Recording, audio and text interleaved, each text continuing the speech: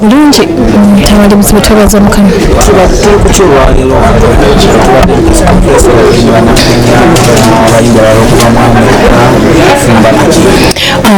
tubadde tukoze press conference eno okubeera nga tukawola bannayuganda ahead of show egenda okubeerawo nga mwenda September, that is Friday. Manyikiddwa nga worship explosion era bakunganyiza abayimbi ba gospel okuva Kenya, Evelyn Wanjiru ne Evelyn Bahati, na mu America Michael Setake na naffe abawano wetuli Brian Lubega, Sandra Subi, Justin Nabosa nange. So it's going to be an amazing show. So tujje tubadde tukoledde press conference. It's happening this Friday ku Serena.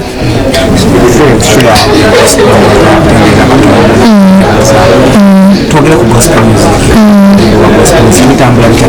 Mukama bitambuza tumwebaza. You are the one who gospel artist in Uganda. Gospel show. How do you feel about the sector of journalism now headlining the big shows in the gospel fraternity? Mukama mwekitiibwa ne mwebaza because byonna yabitegeka yamanya wano nti akaseera bwe kati olibeera wano akaseera bwe kati olibeera wano. So of course okuba nti akufudde kyoli n'abeera nti akuggyeemu ekintu ekyomugaso nkimuweera ekitiibwa era I do feel good to answer your question. Mpulira bulungi.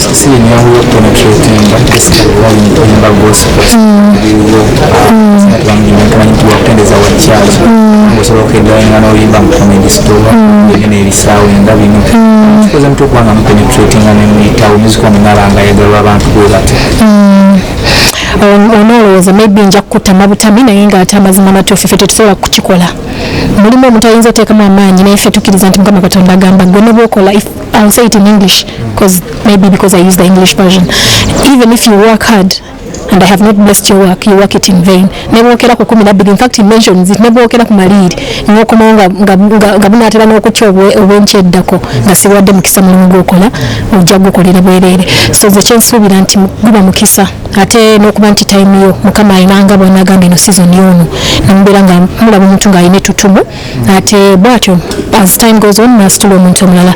So I cannot say that it has a lot to do with what we do. It has a lot to do with what he does. So nze nja kweyogerera osanga omulala ye ayina engeri gyalina zigulumedde eyo z'abaaterese ezibeera nga ajja n'okusonga mukwano gyaddukuba.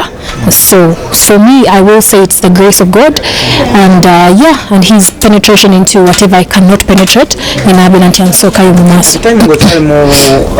Business ya journalism ekirowoozezaako nti olunaku lumu kituuka nabanga osobola okuheadlininga big shows ng'omuyimbi wa gospel wabibeeramu oba ozuuka buzuukuzi olunaku lumu olugamba nti kati kampasinga ennyo ku music nkendeeze this journalism part. Nja kusooka mbyawule being spiritual and then also being physical. Teri muntu muyimbi atandika kuyimba nga ye teyekkirizzaamu nti oba asobola okuheadlininga. By the time you come out nga naawe omanyi nti siri bubi bwe mba nnyimbye oba okkiriza oba n'okukkiriza nti osanga if the audience accepts me I will make it big.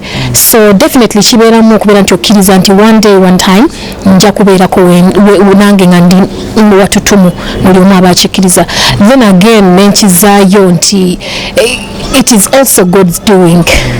Yamanya kuba tumanya abayimbi bangi abalungi naye ng'ogamba something mulungi nnyo okusinziira ku bayimbi be tulinawo naye kiki Abannayuganda batera okukozesa ekigambo Uganda emuzize emuganye naye nga temumanyi nti singa tujja abantu abali vocally rich omuntu oyo akola ki ajja. So kutegeka kwa Mukama nga gwe omanyi nti mulimu gw'olina ku TV nga kwagalika buli omu ayagalako ne gwagulina osuubidde nti you are the most qualified person nedda naye when it was your time God made sure that position was yours to take.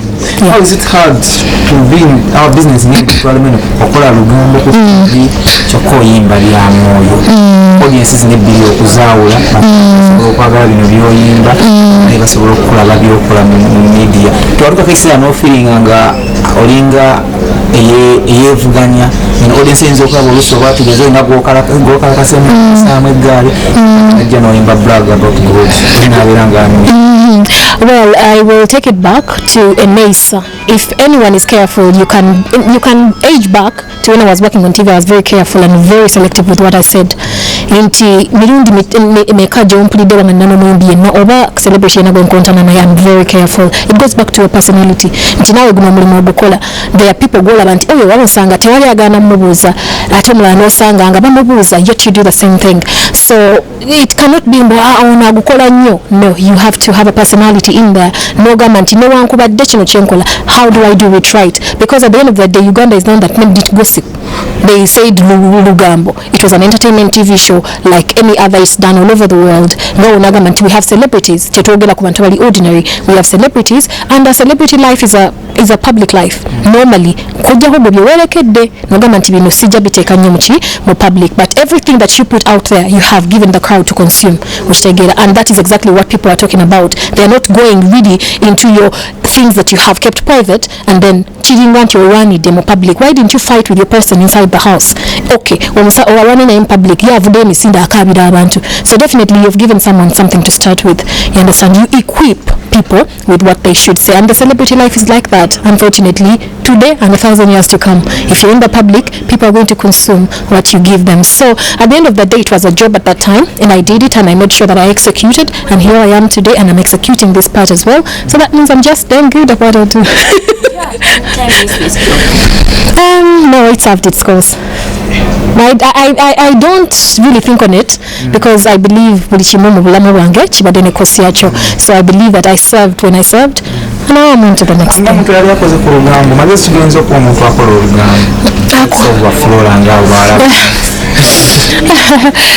Flora naye n'omuti ogugwe okitegeera niwe namuwa amagezi ajja kusigaza agage. And at the end of the day is that you do what you believe is right. Ate kirungi nti ekintu kye tukkiriza nti kyekituufu ffenna tuba tukimanyi n'ekibi tukola ki tukimenyereza omuntu. So omuntu kubeera nti you stay in character, you stay with a character that is human in there. Naye nga bw'abanga munange ekyo kimufeedinga oyagala akola atya. And besides, don't think that people are doing that job as sad. They are enjoying what they are doing. They are loving what they are doing. So they are excited about it. Yeah, they wake up every day to be happy.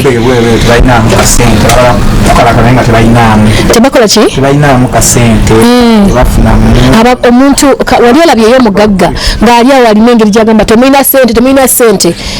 People who are rich and have worked for where they are know what it means to actually work hard. So you are tunulira omuntu amulaba nti ono bwayongeramu asobola okutuuka wendi ono bwakola bwati. So tebalina budde. If you hear someone olimwavu mukwano, we do not have obwavu to blame. We have your head to blame. Gutumenya okitegeera okuba obwavu ani abwagala. So bwabuzze manya nti n'abulimu alina engeri gy'alimu kola ennyo abeere ng'abuvaamu. Kati gwe bw'ojja n'obeera ng'olina engeri gy'owawala olimwavu mukwano otumenya okitegeera kyo kyekituufu ogwo guba mutwe munafu ate nga sivumye njogedde mazima. Omuntu ng'okimanyi kyekitegeeza okukola okutetenkanya oba tosobola kugamba munno oli mwavu tosobola. Nti omuntu alina watutuuka ekiseera ave mu kukola olugamba naye ekirala kyalina okukola. We have different paths in life. Oliwawulirira nti awo ye wakomye bw'abaakoma. I have no say about that. If someone wants to be 80 and there, 80 and there it is. Wawulabe wakyalabidde mu gospel music wetwetaaga otereza nti olinga tumufuula okubanga gospel music is not a commodity. It is worship, it is ministry. So mukama wanalaba wasobye ajja kuterezaawo.